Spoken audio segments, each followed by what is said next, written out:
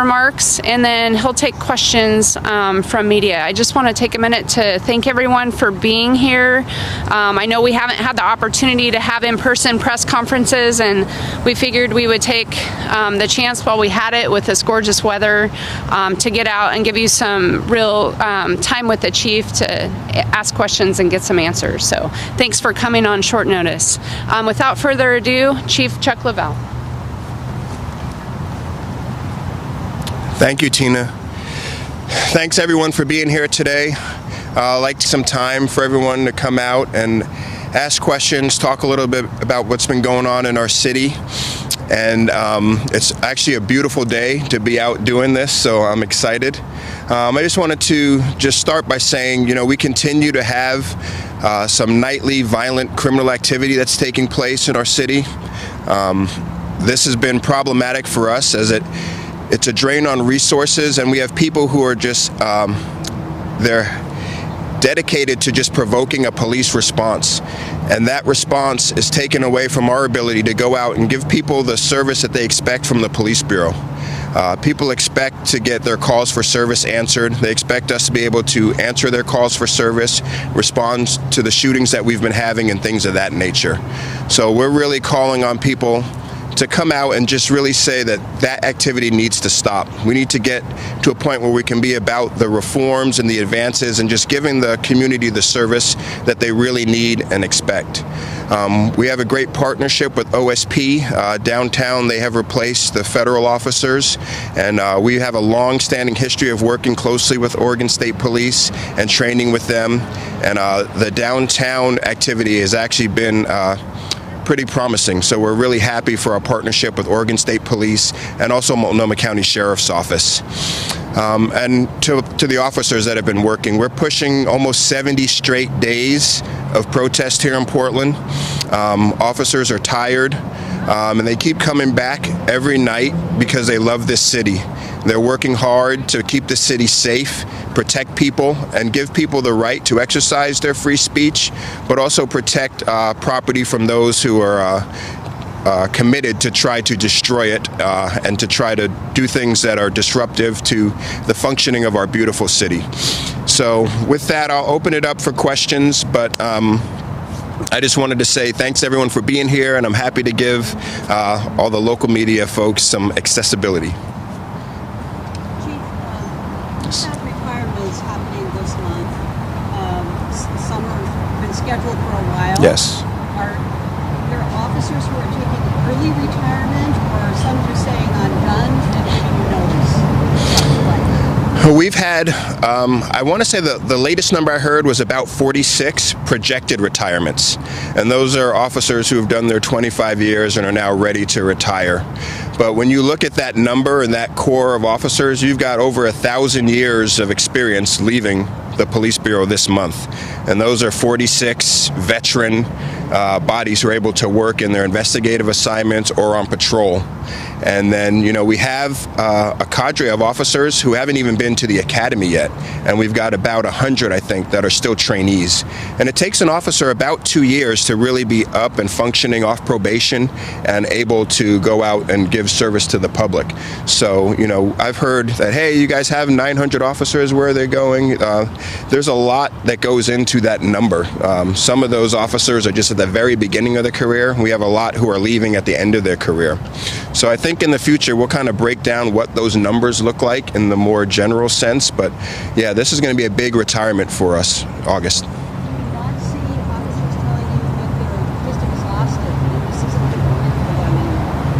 No, I think officers are exhausted, but we don't have people leaving early for that reason. We have dedicated officers. I mean, if you look at what's been going on here for the last 70 days, and we have people who show up every night to deal with these tumultuous situations. They come downtown to work or to one of our precincts to work, and they see, hateful graffiti, and they still come back every day to give service to the community under what are really tough circumstances.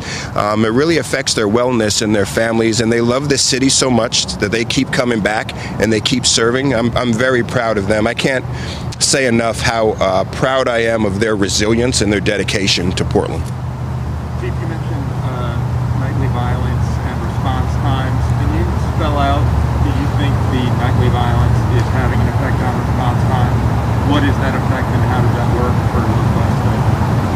Sure. along the details? Yeah, I do. And in the very general sense, we have officers assigned to answer 911 calls at precincts. And they have big areas that they cover. Night shift is the smallest shift we have, and we'll designate mobile field forces to come downtown to assist in the crowd control efforts or at precincts if that's where their resources needed. But when we pull those resources to assist with the crowd control, it leaves very few cars in the precinct to answer 911 calls. Sometimes just 2 or 3 cars. And if we get a shooting or a critical incident there that requires multiple cars, people aren't getting police service. And that's the real issue. And I think for us, there's a prevention piece. When the police are out and able to do proactive work, there's a prevention piece that I think is hard to quantify, but it's important. And I think right now that prevention piece is just not as efficient because of all the activity downtown or at the precincts that's drawing away from our resources. Do you think there's a connection to the homicides and the shootings, or do you attribute that to the GVRT going away? Can you talk about I think that's probably twofold. I think both of those are probably factors. The gun violence reduction team did great work. They had relationships with people. They had knowledge of people. They had the ability to collect data.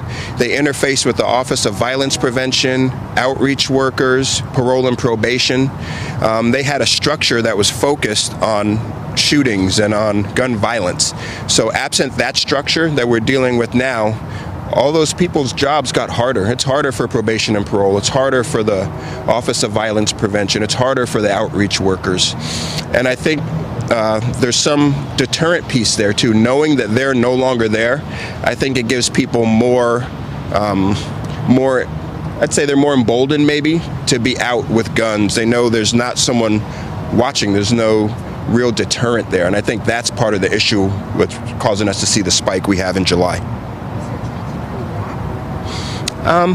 I think so. I hope so. I'm not sure, but I have dedicated some resources from patrol. As a chief of police, when you see those numbers, it gives you a knot in your stomach. People are dying in your streets, and you're responsible for the safety of the community. So I've dedicated resources from patrol to the detective division, where the previous GVRT detectives are now housed, to give support for follow-up to those investigations. It's that important to me.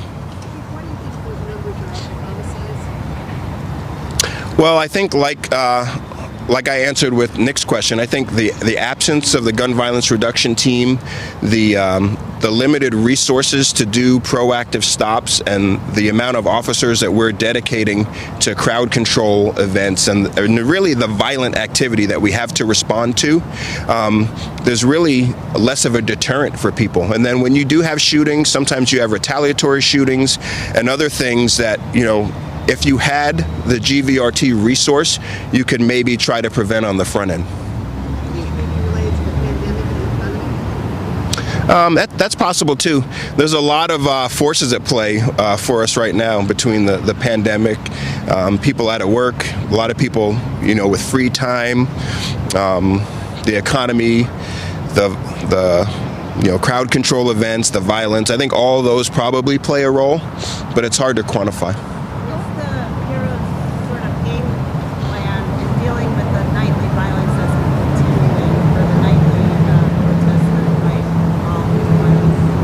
Yeah, you know, our game plan is really to be as de-escalative as possible. We try to not be out where we are, you know, a target or visible where people want to provoke a response from us. We respond when people attempt burglaries, arsons, damage to property, things that would harm other people, fights break out, and things of that nature. And our approach is really to respond to criminal activity. Having Oregon State Police here has been very helpful. We've gotten help from Multnomah County Sheriff's Office, but we've really been focused on using our resources to respond to the criminal activity. And there have been some really large, peaceful protests where people have come out, they've listened and given speeches, they've marched to different parts of the city, and it's really required zero police interaction. And their voices are definitely being heard by us, and we want to get to the conversations, the reforms, the relationship buildings that a lot of the community's calling for.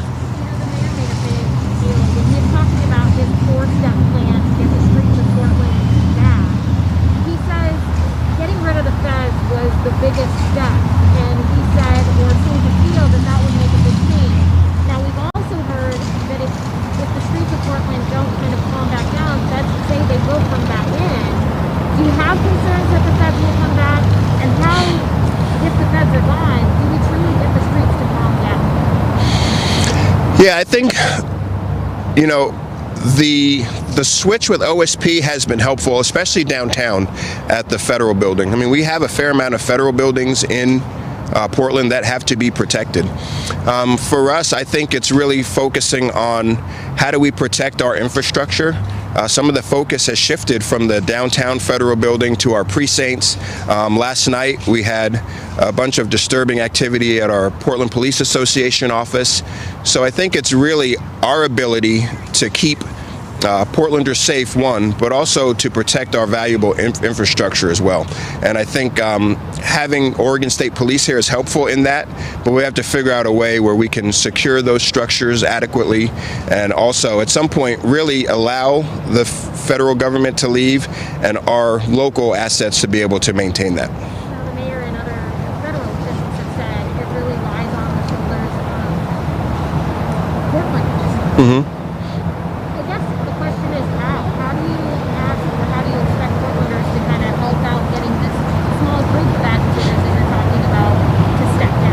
Yeah, I think it does rely on Portlanders, and I think it's Portlanders in the general sense. Everyone from, you know, the person who owns a mom and pop store to the big business owners, to faith leaders, all the way up to elected officials to really send the strong message that enough is enough. This is not forwarding the goals of things that are going to lead to better outcomes for people of color. This movement's very powerful, and I feel like the violence has taken away from it in a really kind of concerning way. But I think it's really dependent on Portland as a community to really say we're not going to tolerate this. Businesses are struggling. There's so much in our beautiful, vibrant city that has kind of been tainted a little bit by the national reputation that we've gotten over the past few weeks too.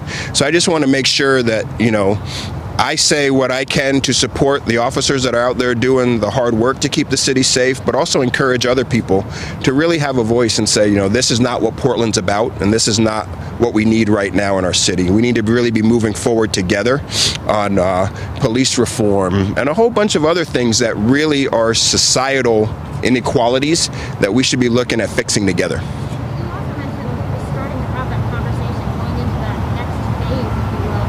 Tonight, the Citizen Review Accountability meeting. Do you expect any new changes?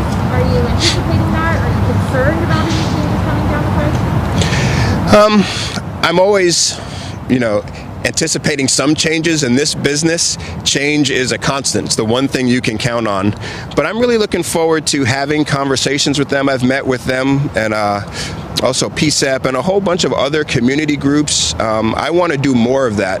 I want to hear, build relationships as we do start putting together reforms. It's in part, I think, for me, my internal vision, but also combined with what the community's saying they need and want.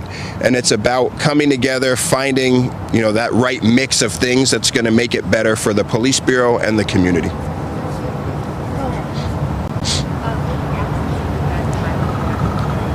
Can you speak up a little bit? It's so hard with the face mask. Yeah. With the absence of the gun violence reduction team, you know, there's a lot of community outreach that happens and a lot of relationships that are created with that.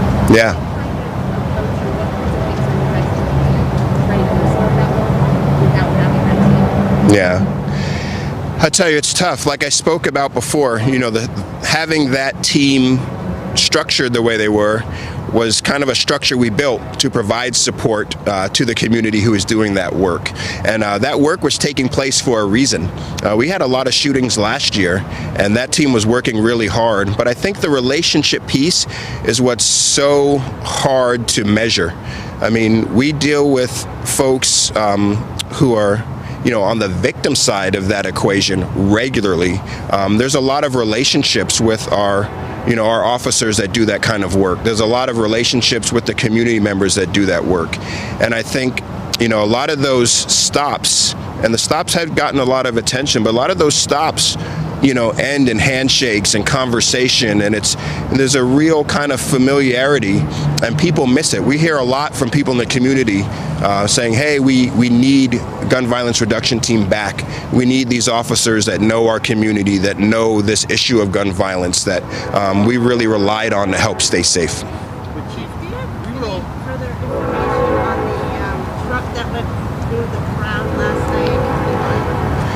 I don't have anything further. I know that the driver was contacted and interviewed at detectives. I don't think any charges have been. There have been no charges in that case currently, although it's possible there could be some to follow. But that's all I know about it at this point. Pat. So I was going to ask, sort of the narrative was, well, the gun violence reduction team had to go away because it, intentionally or not, was racist. It was profiling people that were black. And it sounds like, well, do you disagree with that? I disagree with that, yes. Yeah, I mean, the stop state of the numbers are the numbers, but I think if you look at major cities that do that type of work, the numbers are similar. I mean, it's a hard thing to quantify, because if you look at the victim side of that, you'll notice, black people are overrepresented heavily on the victim side too. So when you're doing work, that type of work in the community, it's so hard because you are trying to respond to a societal issue in many ways. And when you do it and you have those numbers, people label you racist. And it's like, that's not the case. Those officers that do that work, I can tell you, are the most caring people. They get up, leave their house in the middle of the night, go out and investigate these shootings. And they do it because they care about these families. They don't want to see another family the next night standing in the street with their loved one laying there. So I would definitely disagree with that. And it's tough. When you do that work, those are kind of the numbers you have. And it's the case in a lot of major cities. Chief, would you like me to share the numbers? Yeah, we have actually some numbers too that Tina can share also. I know you've been here a long time. I've been here 30 years. I've never experienced a summer like this with the protests, and especially with the violence.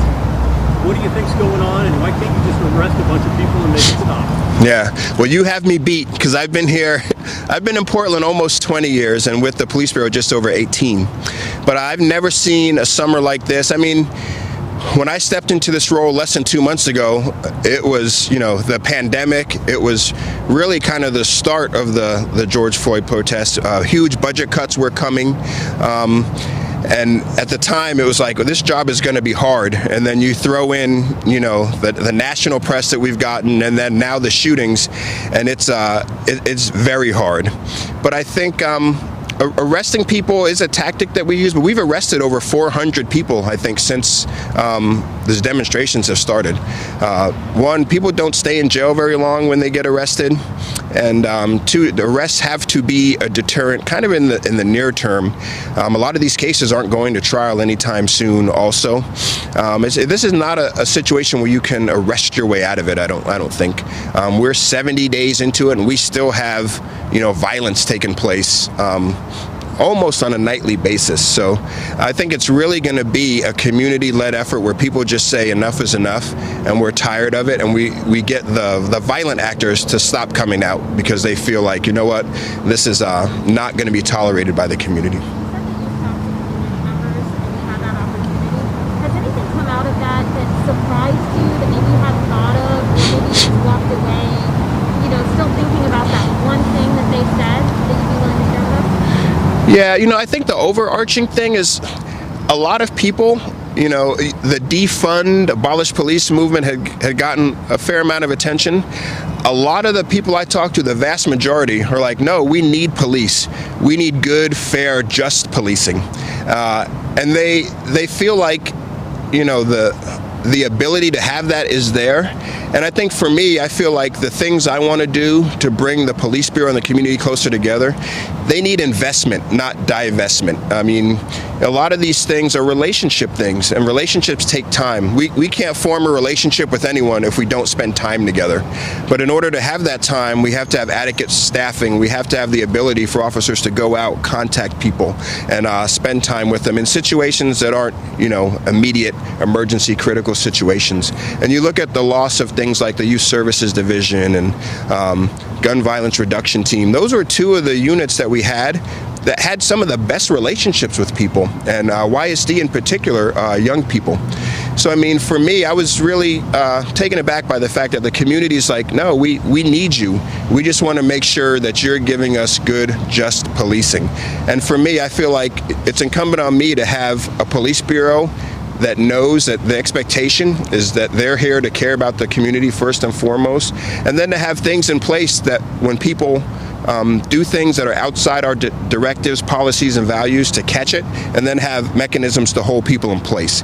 And I think that's, you know, kind of the accountability piece that goes along with community trust. You're in a unique position. I mean, you've been here in Portland 20 years, you're a Black man, and you're in the police bureau. Does that put you in a unique spot to help these communities? I think so. I mean, I love this community. I've spent the vast majority of my career connected to inner Northeast Portland and the Black community. I think it gives me a perspective as a Black person where I can say, you know what, there are things about our system that need to change. You look at the numbers and you think, yeah, there are disparities there. What can I do, you know, from my perspective and with my experience to bring the police bureau along to kind of fix or help in some of those areas. But I think for me, for sure, being a Black police chief at this time in our nation, in our city, gives me a definite unique perspective. But I think in order to really make change, you have to have the ability to connect internally and externally also. And I think that's really important. Reaction to the reaction of your op-ed piece. The local reaction of those leaders wasn't that great. What do you say? You know, I just wanted to kind of just speak in my voice a little bit. Portland had gotten a lot of national attention, and I felt like in a way there was probably a need for someone to just, you know, talk about what's been really happening in Portland. And I wanted to take that opportunity to talk about, you know, the nightly violent piece, but also the peaceful piece, and really just represent our city in a fair manner from a police chief's point of view. And at the end, I really wanted to be hopeful and just say, you know, Portland's a great city. We have great people. It's a vibrant city. We want it to return to that. The reputation that we were starting to get nationally was kind of troubling.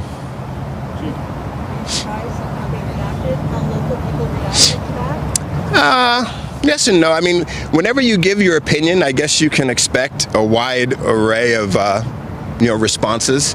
So, I mean, people are entitled to their opinion, and I'm entitled to mine, and I just wanted to share it. Chief, with the gun violence reduction team members, like former members of that group, are they responding now individually to shootings based on where they're located? No, the officers have actually gone back to patrol. So they have now a patrol assignment. And it's very difficult for me as a police chief to tell officers, hey, we're disbanding a unit. You're going to go back to patrol, but I still want you to be responsive to this whole other body of work. I mean, that's very difficult. I think you have to have a dedicated resource that is focused on, you know, this is the most violent and probably the most serious crimes that we have in our city are homicides and shootings. So I don't think it's fair to ask them to do double duty in that respect. But, I do want to put the resources I can to this because I do, like I said, think it's that important. I think your concerns with city commissioners, the mayor, about the cuts to these units that you feel are significant and reported position of the bureau. Yeah, I think the mayor and we talk, fairly regularly. We talk about these sorts of things. Some of these decisions are outside of my control. I just try to focus on the resources I have and what I can dedicate to public safety. I feel like public safety is, paramount. People in our community need to live, work, raise their families, play in a safe environment. And that's where I feel I come in to provide that environment. So I really try not to focus on things that are outside of my control. I just try to take the resources I have, and right now especially, those resources are precious few. Try to keep my officers motivated, try to keep my detectives motivated to investigate crimes and do their piece of the criminal justice puzzle. We're going to take one last question from Nick, and then I'll provide another. Okay. Chief, you mentioned early on that you think people are intentionally trying to provoke these nightly clashes. What do you think the motive is? Why would someone want to provoke a police response? I think there's probably several motives. For me, I think it's one thing if you have a desire to voice your opinions or speak out against inequities, racial injustice, things of that nature. But if you're trying to burn buildings, burglarize buildings, throw Molotov cocktails, throw rocks or things to injure officers, to me there's no message there. It's to me that's just an attempt to either lash out against government or the establishment in general, or to provoke a response from the police. Why would they want to provoke? I'm not sure. There's all kinds of agendas out there, but I know for me, I want to address that behavior. I think we have to have a line as, law enforcement and public safety, that we're going to respond to criminal activity. We're going to keep Portlanders safe. We're going to protect life and property. I'm going to provide some updates. Thank you, Chief. Okay. Thank you all. Yep. So these are important numbers, so I wanted to make sure I got them right. Was it last week, Chief, we met with media and we had some preliminary information from July about shootings, and we just got new information this morning.